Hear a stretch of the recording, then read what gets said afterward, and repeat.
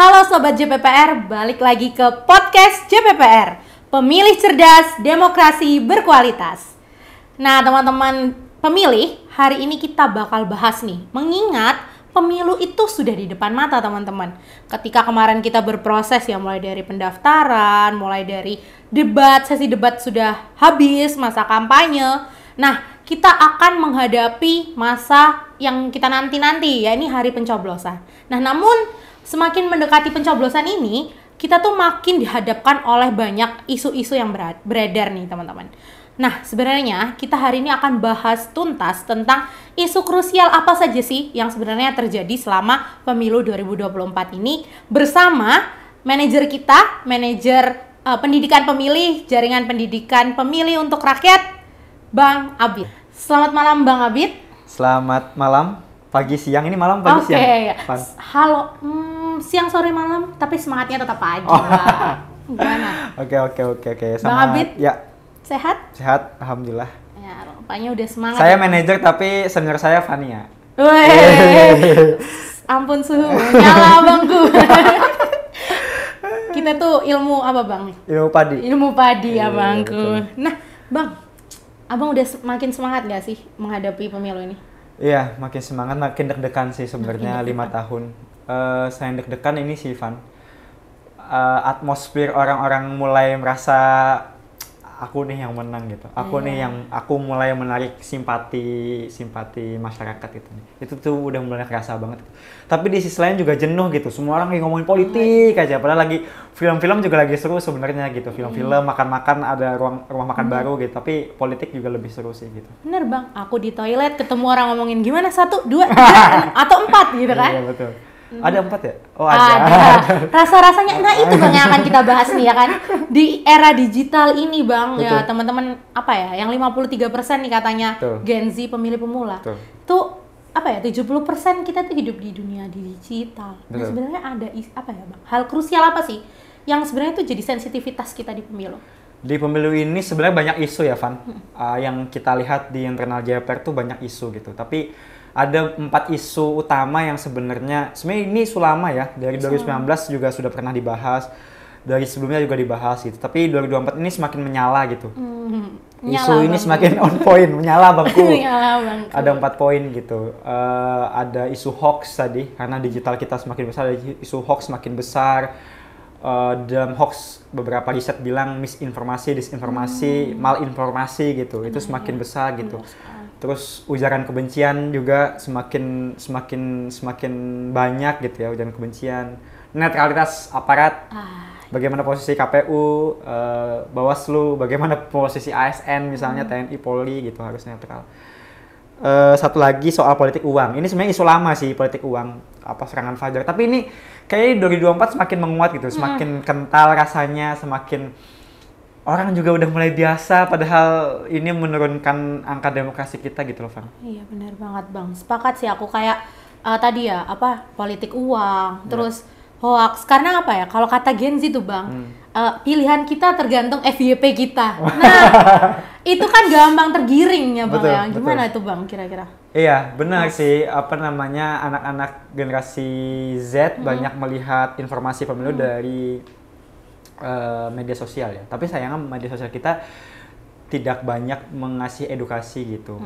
Kita beberapa kali nanya ya di JPR ya, seberapa sering teman-teman Gen Z buka platform media sosialnya penyelenggara? Nggak banyak gitu. Benar. Aku berpikir apa jangan-jangan followers, like dan lain sebagainya di platform media sosial itu hanya kita aja ya gitu, hanya kita yang berada di isu ini gitu. Gen Z malah nggak nyentuh gitu. Gen Z tuh taunya malah FYP gitu, joget mana, nyanyian mana, lagi booming apa gitu. Mereka lebih tahu itu gitu. Dan jangan-jangan yang diinformasikan tuh belum tentu benar gitu. Jadi kan ada yang bohong, ada yang dia tidak tahu kalau dia bohong, ada yang sengaja bohong gitu. Atau dia juga nggak tahu ini benar apa salah gitu. Yang penting sebarkan aja gitu, grup-grup WhatsApp misalnya. Betul. Tapi itu terjadi, Van. Kayaknya ini makin menguat gitu. Akhir-akhir ini misalnya ya, data di 2019 ya, di Kominfo, aku nyontek sedikit ya Van ya, itu 2018-2019 hoax menuju pemilu itu meningkat, Van. Ada 1.224 hoax. Itu yang tercatat. 1.224 hoax itu yang tercatat. Gimana yang nggak tercatat gitu maksudku. Wah, Itu jadi PR sih. Di Januari di 2019 175 hoax. Di Februari 353 hoax. Di Maret 453 hoax. Dari 175 ke 453 ada hampir 3 kali lipat meningkat loh hoax loh. Menuju pemilu gitu. Ini kan udah bulan kita ya, itu 2019. Iya. Gak kebayang kalau 2024 itu berapa hoax yang meningkat gitu. Betul ya, dari 2019, 22, 23, 24.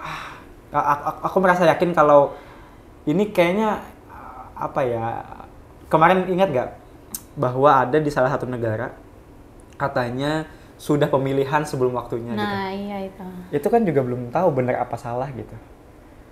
Betul. Itu jadi PR sih, Van. Bahkan yang sempat rame Bang belakangan ini, kalau ibu-ibu di pasar bilangnya udah belanja belum? Nanti habis pemilu kita nggak bisa belanja. Yang kayak gitu-gitu nih Bang. Betul. Karena Menarik itu nggak tahu faktanya, Van. Iya, faktanya apa? Kalau faktanya bahan pokok meningkat benar. Iya. Aku baru ke pasar. Iya, bahan pokok meningkat benar. Harga telur terakhir 27, 29, hampir 30 ribu. Minggu kemarin masih di bawah 25. Tapi informasi habis pemilu apakah bahan baku jadi langka? Kita nggak tahu. Tahu. Walaupun katanya mau dipakai buat bansos sih, Ya, gitu, tapi nggak oke. tahu. Aduh. Kita balik lagi. Okay. Nah, untuk Apa sensitif ya? sensitif. Enggak, katanya demokrasi kita semakin membaik dengan katanya sih Bang. Siap. Dengan nggak apa-apa kita ngomong tepi jurang. Tapi nggak tahu habis pemilu ya kan. Aman. Enggak. Maksudnya ini yang terjadi di lapangan aja sih. Ya benar-benar. Menarik Bang untuk masalah hoax ya, karena kalau dulu mungkin menyebarkannya ya harus dari mulut ke mulut. Betul. Kadang-kadang tuh ketika sosial media kita terjadi serangan sana sini, toh ternyata ketika di dunia nyata tidak seperti itu. Betul. Itu sering kita bahas sebenarnya Bang. Mungkin teman-teman sobat Seknas sobat JPPR kalau follow Instagram Seknas JPPR beberapa kali kita bahas ini ya di Betul. Halo Pemilih dan beberapa kali. Nah, kalau sebenarnya Gen Z itu harus lebih apa ya? Melek stalker politik gitu kayak stalker mantan biar enggak apa Bang, biar enggak. Iya benar, kekepoannya meningkat ya. Jadi penting banget buat ngecek dulu sebenarnya ini informasi benar apa salah sih sebenarnya gitu. Jangan-jangan informasi yang ada itu tidak benar gitu. Mesti dicek dulu gitu. Jangan-jangan ini dibuat oleh orang-orang yang tidak Punya bertanggung jawab, kepentingan. betul, yang punya kepentingan gitu. Informasi-informasi yang kayaknya belum tentu juga ini benar apa salah, belum tentu juga ini dari mana sumbernya gitu. Kita tuh banyak ya. Kalau di grup keluarga, nih orang-orang yang di atas Gen Z ini kan biasanya di WhatsApp ya? Iya, WhatsApp. WhatsApp, bahwa ini ada apa, bahwa KPU sudah tahu siapa pemenangnya. Nah, iya. Hoax kan. Tapi di sisi lain kita juga belum banyak, sudah mulai sih ada banyak NGO yang fokus sama isu hoax ini. Tapi kita juga belum banyak platform-platform yang mau cek fakta gitu. Walaupun sudah banyak sih, Van. Banyak sebenarnya. Sudah banyak buat orang bisa ngecek fakta di mana gitu. Kalau menurut aku sih Bang ya, kalau untuk platform buat media itu sebenarnya banyak. Tapi ini kembali lagi nih ke teman-teman yang ada di sana, mau apa enggak itu betul, kan fair Bang. Ini himbauan sih, Van. Ya. Berarti Himbauan. ini himbauan buat teman-teman bahwa penting kayaknya kita sebelum nge-share cek fakta gitu. Oke, Gen Z lebih paham. Ya kalau kita udah lebih paham harusnya bisa menjelaskan ke yang lebih tua. Lebih tua misalnya, lebih apa kakak kita, nenek kita, mungkin bapak ibu kita. Bahwa ini yang terjadi gitu. Ini hoax loh, belum tentu benar apa salah gitu. Ini kebohongan loh gitu. Isu misalnya KTP kita banyak dari luar negeri misalnya. Iya. Bahwa pemilih kita sekian juta itu ada orang luar misalnya. Itu kan belum tentu benar gitu. Pun itu benar harus dicek gitu. Maksudku Ada buktinya Bang ya. betul, ada validitas. evidence-nya. Ini benar apa salah sih gitu. Kadang-kadang ada loh website kalau di Twitter ya, di website pas diklik apa judulnya, pas diklik apa isinya gitu. Clickbait. Clickbait, bahasa lainnya clickbait. Betul. Tapi itu sih kalau kita ya dulu ngaji kan sanadnya harus jelas. Nah, ibaratnya Doaku. Iya. Berarti kita ketika mendapatkan suatu informasi tuh harus memilih media. Tadi aku menarik sih Bang untuk memilih media yang kredibel. Nah, gitu. Betul. Kira-kira apakah media itu kredibel? Kadang-kadang kan bikin aja di blogspot atau apa tapi naik beritanya kayak Nah, itu kan kita harus ini. Betul, penting sih buat ngecek ini media Kredibel. bener apa. Iya, terus media ini terafiliasi atau enggak. Nah, Karena kita harus akui, walaupun berita itu benar, tapi untuk menyudutkan orang lain kan juga tidak benar. Kita mau makan sapi, tapi sapinya didapatkan dengan cara yang haram kan tetap posisinya haram. Sama kayak menurutku berita tuh berita benar, tapi terkesan memojokkan. Terkesan memojokkan menurutku, aku sih nggak sepakat ya. Itu memang bukan berita bohong, tapi nir etika aja gitu. Secara etika itu tidak benar gitu. Ini kayaknya menurunkan angka demokrasi deh menurutku ya. Ini menurutku. Nah, ngomongin nir etika, Bang. Balik lagi ke tadi isu-isu 4 awal ya. Ujaran kebencian nih, Bang. Nah, sebenarnya kalau Bang Abid nih menanggapi ujaran kebencian yang terjadi ke belakang ini, kira-kira kayak gimana sih, Bang? Kayak Genzi atau teman-teman sobat JPPR ini melihat hal ini? Di isu kita di JPPR ya, di diskusi-diskusi kecil kita gitu ya. Ujaran kebencian ini erat sama politisasi SARA gitu. Iya.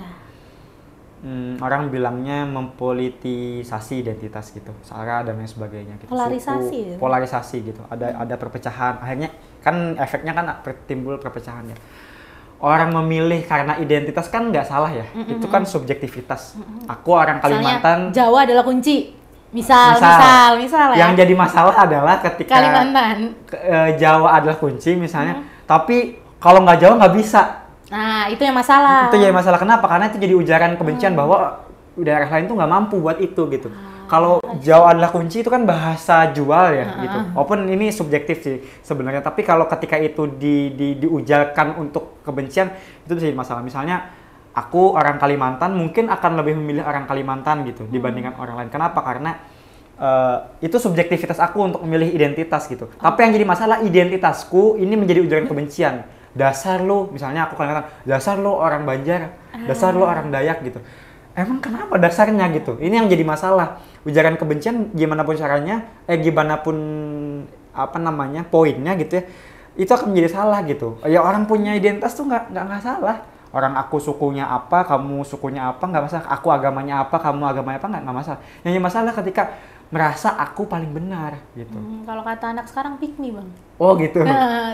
Apa cuma gue gitu. Wah, apa cuma Jawa. Apa cuma gue. Bener sih. Oh itu pick me namanya. Aduh gitu, tua banget gue. Oh itu namanya pick me. Iya, pick me. Atau apa bukan ya? Kalau merasa si paling gitu. Oh gitu. Jadi si kalau ada yang bilang cewek pick me itu si paling gitu. Oh, si paling. Ambil gue dong gitu ya. Si paling gue tuh si paling gitu. Nah, gue jadi yang ujaran kebencian tadi. Jadi masalah karena orang memilih dipolitisasi saranya gitu ya untuk ujaran kebencian. Orang udah nggak milih lagi ini, Van. Orang udah nggak milih lagi karena gagasan misalnya. Itu sih. Orang udah nggak milih lagi karena visi misi gitu. Orang udah nggak milih lagi karena dia punya ide apa yang menarik, dia punya pengalaman apa, track record apa yang mau dipilih. Tapi orang lebih milih karena dia tuh ini banget, dia tuh kalau bukan dari golongan gua nggak ini gitu. Jadi itu dibesar-besarkan banget gitu. Ini kan udah nggak, demokrasi kan nggak itu gitu. Walaupun orang boleh memilih ya, karena apa silahkan. Tapi yang jadi masalah kalau bukan karena kelompok gue itu nggak bisa gitu. Itu yang jadi masalah sih, ujaran kebencian. Kelompok lu tuh kelompok begini, Van, lu nggak bisa jadi pemimpin misalnya. Wah, tuh gue sebagai orang yang agak minor sih, agak sedih agak sedih. Kok gini banget. Tapi itu terjadi di kita, terjadi gitu. Misalnya di pilkada misalnya ya, di pilkada aku masih ingat nih. Beberapa pilkada di wilayah itu bilangnya putra daerah gitu. Jadi seolah-olah kalau ada pendatang tuh nggak bisa jadi di sana gitu. Tapi itu digaungkan loh. Di daerahku, di provinsi dulu, nggak aku sebutkan lah ya. Itu terjadi. Kalau bukan orang daerah nggak akan jadi. Kalau bukan orang daerah nggak akan jadi. Mungkin gitu. Ini balik lagi ya. Mungkin sobat JPPR juga perlu sadar bahwa pemilu ini tuh kita nggak cuma milih presiden. Betul. Nah, milih juga legislatif. Mungkin untuk SARA, kalau mungkin sekarang rasanya polarisasi karena SARA tidak sekuat Iya, 5 tahun lalu ya Bang, untuk presiden. Atau mungkin sebenarnya so-so aja masih sekuat itu.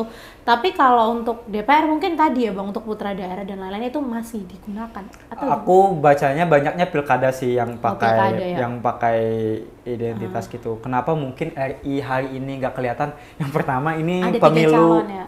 Yang pertama mungkin karena calonnya juga Iya. tidak dua aja gitu, tidak berseberangan A sama B misalnya. Gak hanya itu. Tapi di sisi lain juga menurut pengamatan ya, ini belum riset sih, tapi pengamatan karena ini pemilihannya berlangsung serentak. DPR dipilih, DPRD dipilih, DPD dipilih, ya kan? Presiden juga. Presiden dipilih, RI dipilih gitu. Jadi semua orang pecah fokus sih sebenarnya. Ada orang yang nyalon, oh dia nyalon DPR, tapi kok dia lebih banyak ngomongin calon presiden sih gitu misalnya. Ini dia nyalon apa enggak sih gitu. Iya. Itu tuh kayaknya memecah konsentrasi deh. Selain memecah konsentrasi, kayaknya memecah duit juga sih. Nah itu dia Bang, karena tadi ya pemilu kita itu pemilu terumit. Itu menurut data itu terbukti Bang, bahwa pemilu di Indonesia itu terumit. Karena serentak tadi rame banget. Ini sobat pemilih di sana tuh harus memikirkan calon DPR, calon DPRD, Betul. DPD. Ibaratnya harus ngapalin 500 orang Bang kalau misalnya kita. Semua calon ya? Iya semua calon, waduh baca gagasannya, aduh keburu gitu kan. Makanya distraksinya pasti ke presiden. Betul, gitu. betul. Nah, banyak duit, ngabisin duit nih. Bener Bang, ngabisin duit. Kalau aku lihat di TV bahkan benar tadi isu money politik dinormalisasi. Rasanya akhir-akhir ini isu money politik tuh benar-benar dinormalisasi. The way kayak banyak calon legislatif yang mungkin dari dunia hiburan itu membuat podcast bahwa gue kehabisan duit nih buat berkampanye, so sebenarnya itu jadi normal gitu loh Bang, money politik. Gimana tanggapan Bang Abid nih terhadap isu ini? Ini isu lama. Isu lama. Money politik uang isu lama. Jadi kayaknya kalau nggak suap menyuap gitu nggak jadi gitu. Iya. Rasa-rasanya. Aduh, aku rasanya berat sih kalau idealnya demokrasi kita nggak begitu gitu. Kalau kita tarik ke belakang, jangankan pemilihan gitu, sampai aku pernah dengar isu-isu lain juga suap menyuap, isu mau jadi apa juga suap menyuap gitu. Beli jabatan dan lain sebagainya. Aku agak miris gitu. Dulu kan sebutannya isu politik uang ini kan serangan fajar ya, iya kan? Iya benar. Kenapa dibilang serangan fajar? Karena pagi-pagi. Karena pagi-pagi, ya kan? Karena habis subuh mungkin dia ngasih uang sebelum orang ke TPS. Kalau dia waktu duha mungkin serangan duha kali ya. Wah, udah gak kesiahan nih kalau duha Bang. Tapi masalahnya ini nggak hanya fajar, Van. Oh, udah mulai dari sekarang. Udah dari sekarang kayaknya udah kejadian. Orang-orang udah ngambilin duit. Sampai ada salah satu dialog gitu. Di Jakarta, ini orang mau naik ke Jakarta, di orang partai anak muda, dia bilang sekian M 2019 itu untuk ngabisin duit, temannya sekian M, seniornya sekian M gitu. Ya saya nggak tahu itu apa aja, kayaknya 4M 5M tuh nggak mungkin buat cuma bikin spanduk sama bendera kali ya, atau cuma sosialisasi ke daerah-daerah kata dia. Mungkin juga ada bertebaran uang gitu. Gue nggak nyangka, berarti kalau dia ngeluarin uang segitu, kalau dalam bisnis dia mesti dia harus mendapatkan uang lebih dong. Misalnya kita bikin usaha ayam goreng gitu, atau lele goreng gitu. Kalau kita punya modal 10 juta, maka kita punya harapan kembali uangnya 30 juta sampai 50 juta dong dalam sekian tahun misalnya. Kalau ini bisnis, kotor banget sih ini. Kalau ini bisnis, gue sudah ngeluarin misalnya 2M. Masa gue 5 tahun nggak? Iya nggak sih? Iya, benar. Artinya wajar kalau kita dibilang kalau suara kita dibeli gitu. Padahal kita lagi nggak jualan loh. Kita nggak jualan, tapi maksudku, tapi ini realita terjadi gitu, serangan fajar, politik uang, orang bisa disuap gitu, itu terjadi gitu. Aku nyontek ya, 2019 itu pada masa tenang ada Bawaslu mencatat ada 105 perkara politik uang gitu. Itu yang tercatat. Bagaimana dengan yang tidak tercatat? Bagaimana dengan yang tidak melaporkan? Bagaimana yang tidak tahu ada dugaan? Diam-diam misalnya. Atau gimana kalau dia udah tahu, udah dikasihnya lama sebelum masa tenang misalnya, kita nggak tahu gitu. Menarik sih Bang ini Bang.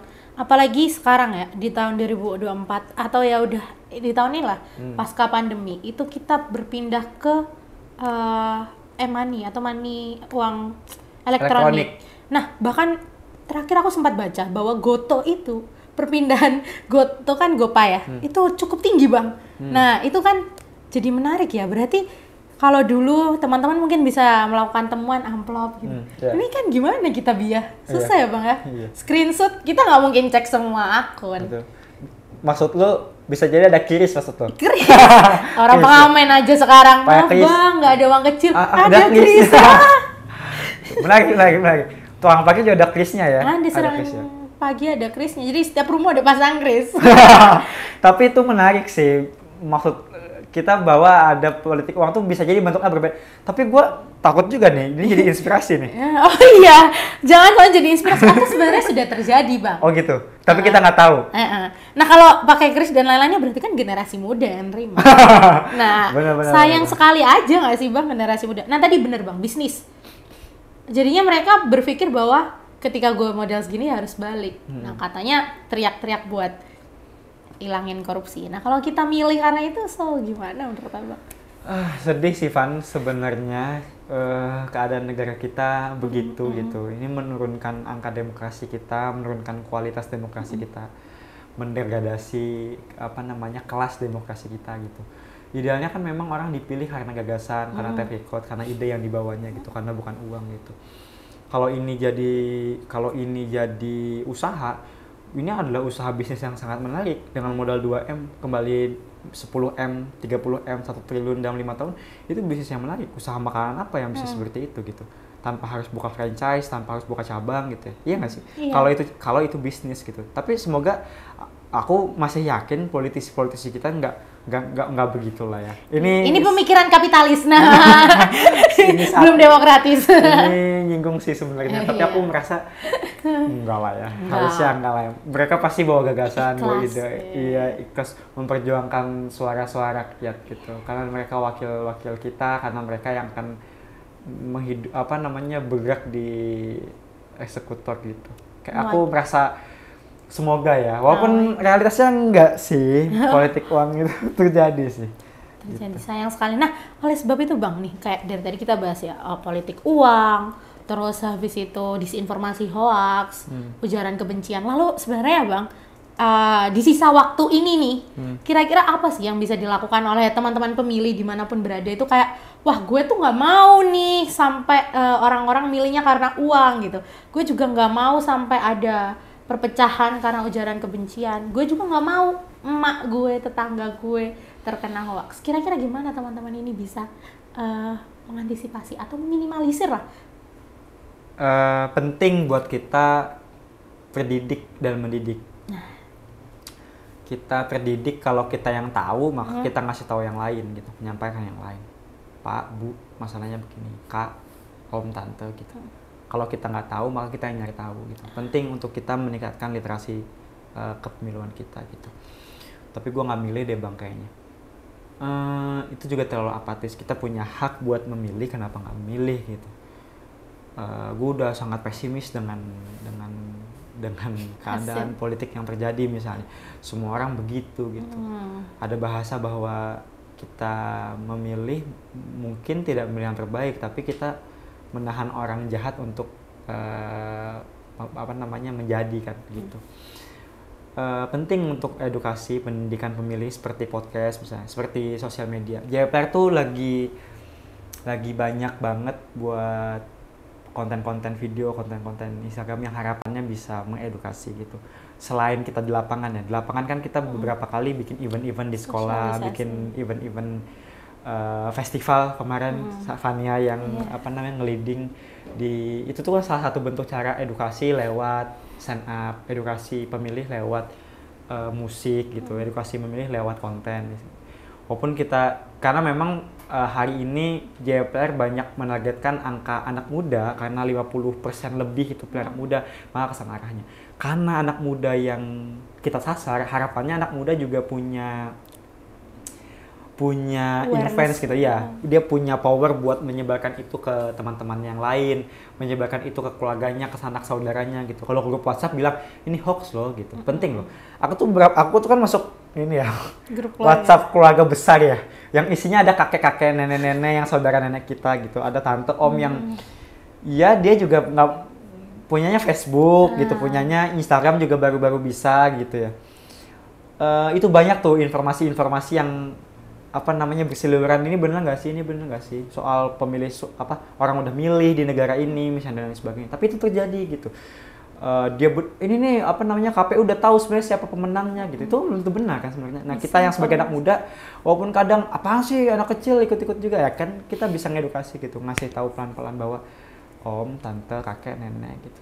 Ini yang terjadi sebenarnya loh. Ini fakta yang sesungguhnya loh gitu. Itu bisa. Jadi penting untuk ngasih pendidikan pemilih. Penting buat mengedukasi gitu. Kita punya PR, anak-anak muda punya PR buat teredukasi, menerima informasi dan menyebarkan informasi yang tepat gitu. Tapi dilihat juga sumbernya dari mana. Penting, berita itu bisa jadi berita itu udah tahu berita bohong. Tapi kita tidak tahu kalau itu berita salah. Tapi kita sebarkan, tetap salah. Itu juga akan menjadi masalah gitu maksudku. Itu juga nggak tepat gitu. Artinya penting untuk cross check, cek fakta. Ada beberapa NGO, kayaknya Mavindo deh salah satunya, Masyarakat Fitnah Indonesia itu bikin web cek fakta, ini benar apa nggak sih gitu. Habis itu teman-teman bijak memilih misalnya dan sebagainya. Teman-teman NGO lainnya hari ini berkutat di sana yang banyak cek fakta, ya silahkan gitu. Kominfo juga begitu, tapi Kominfo kan nggak bisa bekerja sendirian. Nah, teman-teman itu bekerja juga untuk cek fakta gitu. Tapi tidak lewat platform, lewat mulut ke mulut, lewat postingan misalnya Fania kemarin ngupload misalnya capture ini nggak benar loh misalnya, itu kan bisa gitu, itu bisa.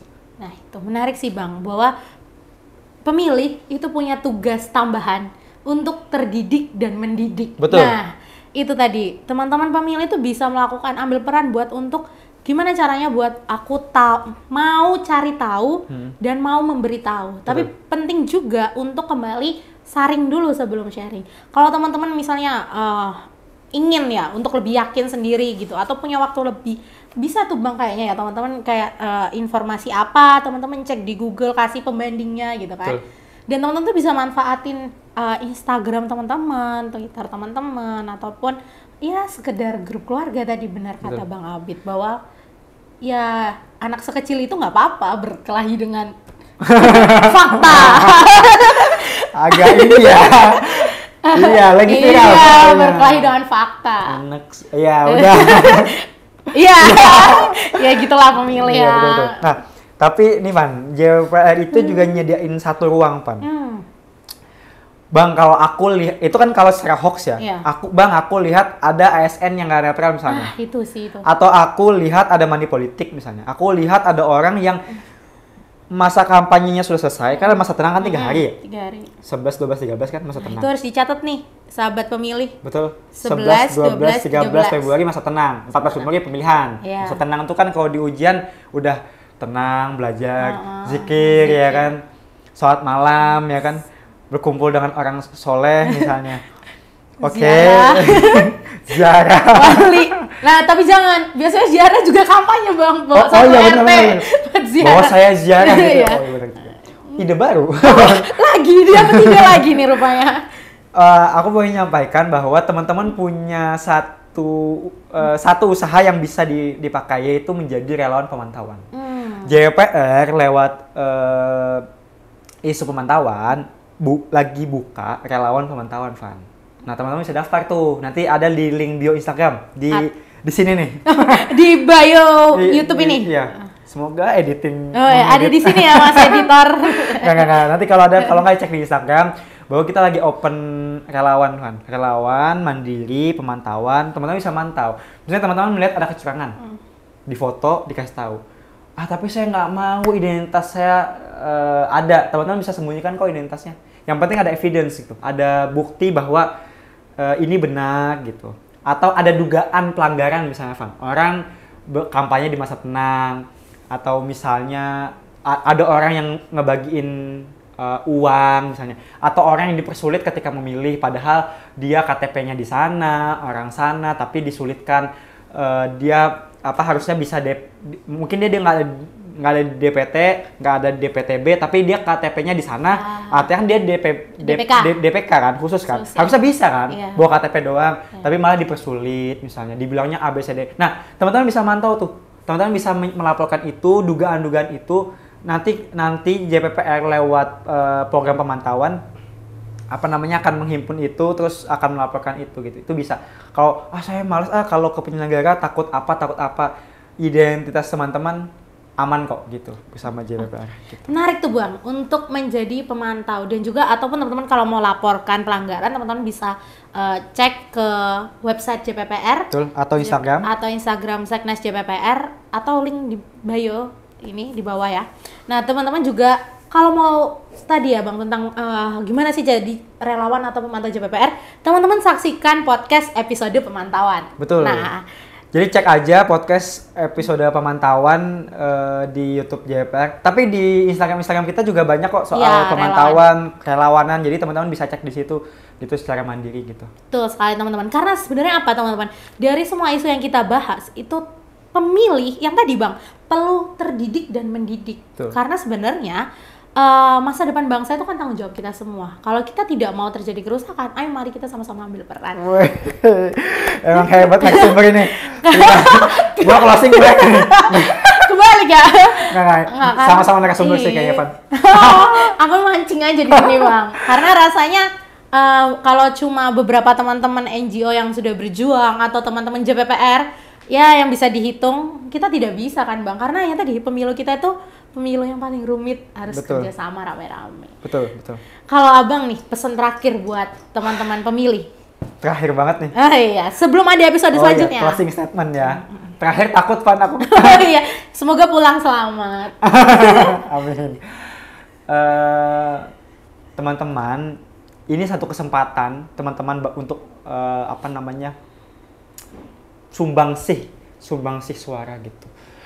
Kalau punya niat untuk menjadi calon suatu saat nanti, hari ini belum, maka ini salah satu cara untuk teman-teman belajar untuk menyumbangkan suara itu lewat orang-orang yang akan menyuarakan itu. Baik dia legislatif maupun eksekutif gitu. Jangan remehkan suara-suara itu gitu. Manfaatkan betul 14 Februari ini untuk sarana sebagai memilih gitu. Itu yang pertama. Yang kedua, semakin terdidik teman-teman, semakin mau mendidik teman-teman, maka demokrasi kita semakin berkualitas. Itu kan yang dinaikkan JPPR dalam 2 tahun ini, pemilih yang cerdas menghasilkan demokrasi yang berkualitas. Begitu, Pak. Baiklah pemilih, dimanapun berada, marilah kita sama-sama menjadi pemilih yang terdidik dan mendidik. Mari sampaikan pesan cinta kita 14 Februari 2024 dengan sama-sama datang ke TPS, ambil peran kita, sampaikan suara kita untuk masa depan bangsa. Pemilih cerdas, demokrasi berkualitas. Sampai jumpa di podcast JPPR berikutnya. Oke.